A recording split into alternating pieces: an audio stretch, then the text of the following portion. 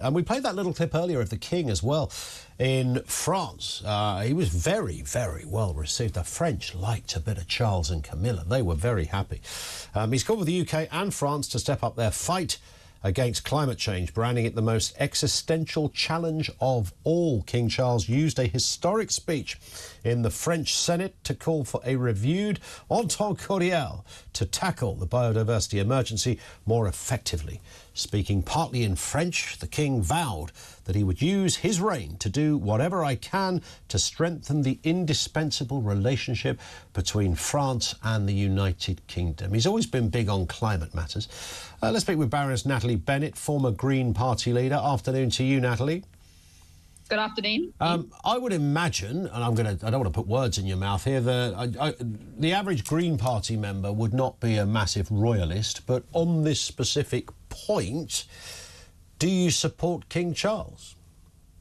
Well, I would very much agree with the statement that the climate emergency is an existential threat. I would even manage a little bit of sympathy for the King having to make that speech with all of that pomp and ceremony in France after the huge embarrassment of what is, after all, in our constitution, his government having just significantly backpedaled on its net zero promises. And I think also there's a considerable embarrassment in the timing of this. We know that actually Rishi Sunak was planning to do this the day after the King's speech, and it was only the leak that forced it to be brought forward. You know, that really is a very embarrassing situation, whichever way around you put the timing. And I think that reflects the kind of embarrassment which has happened much more broadly around the world.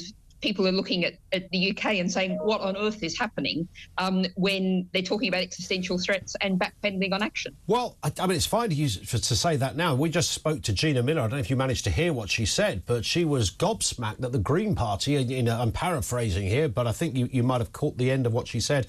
Natalie, you were almost silent on Rishi Sunak's reverse ferret.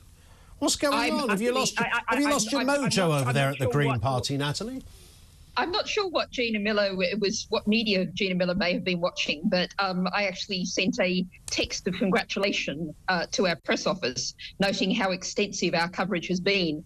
Caroline Lucas, the Green MP, our leaders Carla Denyer and Adrian Ramsey were all over the media, as was Sian Berry, who's our candidate for Brighton Pavilion seat. We were absolutely all over this. I should have said, by the way, out very loudly and clearly about what was an absolute enormous disgrace for the UK. I'll come back to that. Nat, I should have actually defended you, actually, because we spoke to Carla on the day of that. So I was evidence that we had spoken to the Green Party. I mean, Rishi Sunak, he's not getting rid of net zero. There's nothing too much to worry about here, Natalie. It's staying where it is. He's kind of in line with the rest of the EU, France, Germany, 2035 on the petrol diesel ban. So there's a lot of hysteria about this. I think you can sleep safely knowing that Rishi is still on your side.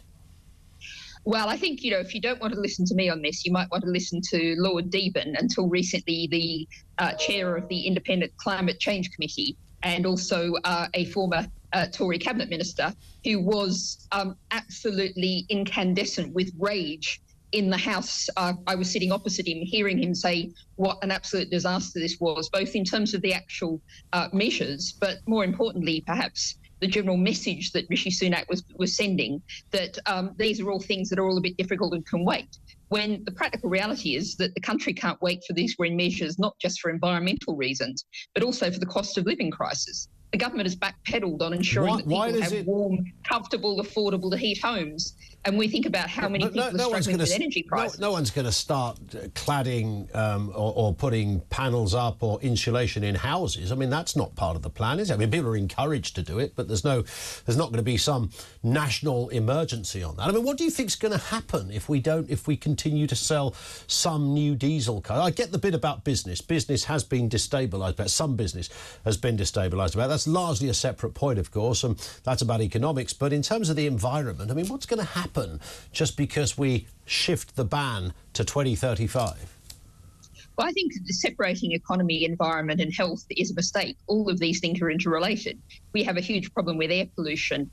We have a huge problem with public health, asthma, All of these things are related to cold, impossible to heat homes. They're related to the terrible air pollution. They're related to our petrol-driven cars. All of these things, we make people's lives better. Well, asthma isn't always linked to the environment at the same time. Asthma isn't always linked to air pollution, and air pollution isn't always linked to cars, of course.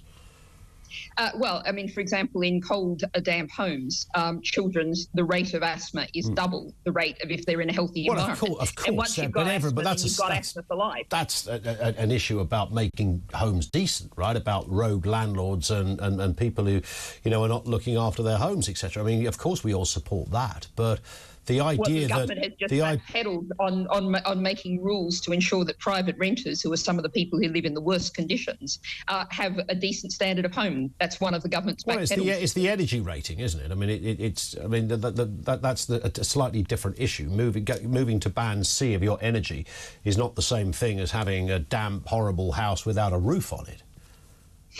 Well, you're correlating two things. If you have a home that you can afford to heat, that you can afford to ensure you don't have problems with condensation, you look at the studies that have shown very clearly that people being unable to afford to heat their homes, that obviously increases damp problems. Indeed, but not being able to afford to heat your home is very different to Rishi Sunak's reverse ferret on net zero.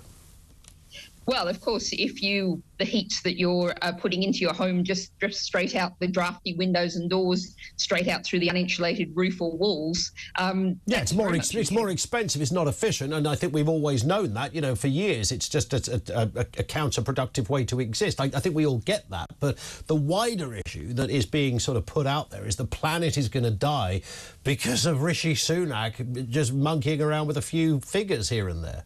That's not true, is it? Well, I think what we're seeing is that the world is looking at Britain, which was the chair of COP26, which was certainly in rhetoric leading the way and saying, we're going to step forward, we're going to lead. I hear the phrase world leading from government ministers opposite me in the chamber all of the time. Yet the fact is, of course, we're going backwards while the rest of the whole world sees all of the economic opportunities. But we're doing what Germany and France are doing. Car companies, etc., are identifying. We're doing the same as Germany, same as France, Natalie. Are they on the wrong side of history as well? We were supposed to be world leading. This was what the government keeps telling us, and now we've just gone backwards. But there is a reality check, which I think was the point that, Suella Braverman suggested she's not going to save the planet by bankrupting people, and that might be, analogous in some respects. But, the point is that you can still achieve what you want to achieve, even if people disagree or agree with the whole net zero target 2050. But the idea there's only one way of doing it, that there's one set template. I mean, Rishi Sunak has hardly, he's not starting coal fires in the middle of every town centre. He's just simply moved a target or two.